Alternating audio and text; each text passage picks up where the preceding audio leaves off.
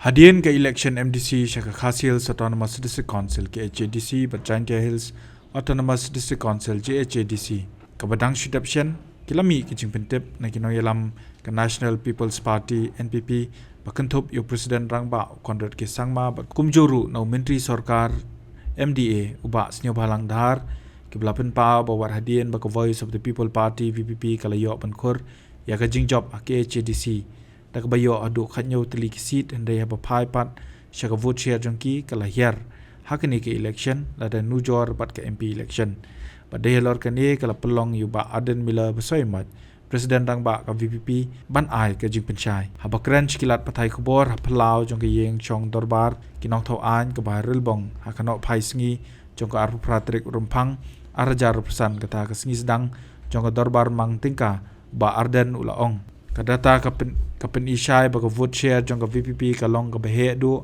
banyan nujor bat ke NPP da ka bakdo ba Khasi Hills ka vote share jong ka VPP ka dai live hinyo persen kat ba jong ke NPP tang arpusan persen. The data speaks it clear that we are still very much ahead. We have the highest number of vote share in Khasi region, where our vote share is 37% and NPP is 25%. That means we are 12% ahead of NPP. Nalor kataw loong bah JHADC Hills wadla ke NPP kayo bun seat and ray katam tang 10% na ka vote share jong ka VPP bat ban benrab balada kipaj ba ka JHADC Hills kinyo ikalat kumba kipaj ba ka Khasi Hills kiyo ka VPP katikna ban yo yalam mi ka EC ha JHADC kumjo. NPP is having the highest vote share with just 1% more than us. They are having 32 and we are having 31 vote share. So comparing the vote share of the regional party, VPP has secured the highest vote share even in this election. And as you know, we could not perform well in JHADC Hills because of the reasons that I have explained. Had it been that the JHADC people, the people living in JHADC Hills get the same opportunity like the people in Khasi Hills, we would have even captured the EC in JHADC Hills.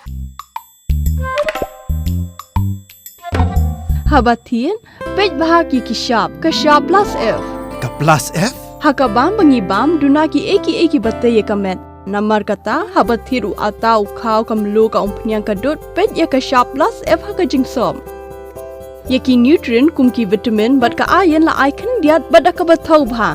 Kam kata ikadur jingki marbam ka jing mat lani ka rukom shed yaki. Balehi panai kita. Kadon ka we ka jing mentoy bakongsan. Ka kot ka kia.